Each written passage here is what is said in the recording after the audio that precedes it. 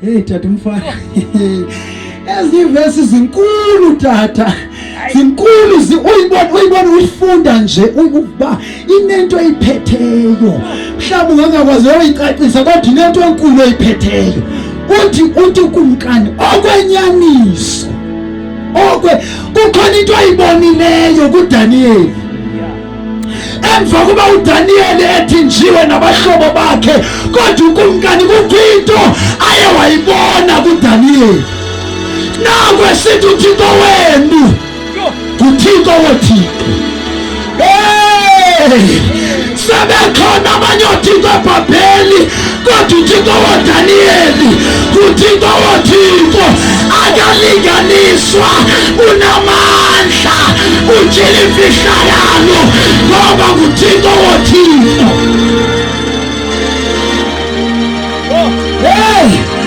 Aba bantu babethinjiwe aba bevalelwe kodwa kuthiwa kubiza izasi uba masizothatha isiphupha azakwazi ukulicacisa kodwa kwabiza uDaniel walicacisa ngoba wayelithilelwe nguThixo. Yiyo lento ukumkanathi okwenyaniso uThixo wenu uDaniel uThixo woThixo. Nakwesi sizukulwane kukhona abantu uThixo abavusayo, kukhona uThixo abantu abanikeza amandla azotshila imfihlakalo zakhe. uThixo uvusa abantu azophilisa abantu ngabo ngoba ufuna amandla wakhe ahlala apha emntwini. Okwenyaniso Daniel uThixo wenu uThixo woThixo. Asimbonanga njengalona, sibona umahluko, sibona amandla, sibona uThixo ojila imfihlakalo. Kudala sihlele eBhabheli kodwa zange sayibona into enje. Okwenyaniso uThixo wakho Daniel uThixo woThixo. Okwenyaniso mhlawumbe kudala wangawabona amandla kaThixo kwesisizukulwana. uThixo uyasityhila, uThixo uyaziveza sisimayoli, uThixo uyazityhila ebantwaneni, uThixo uyazityhila ebantwini abadala.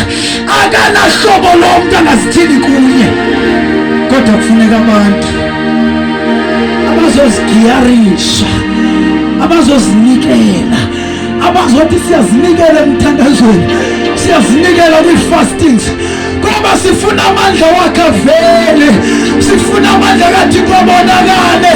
Kudala kushunyayelwa kodwa sifuna amandla wakhe avele nalapha kuthi.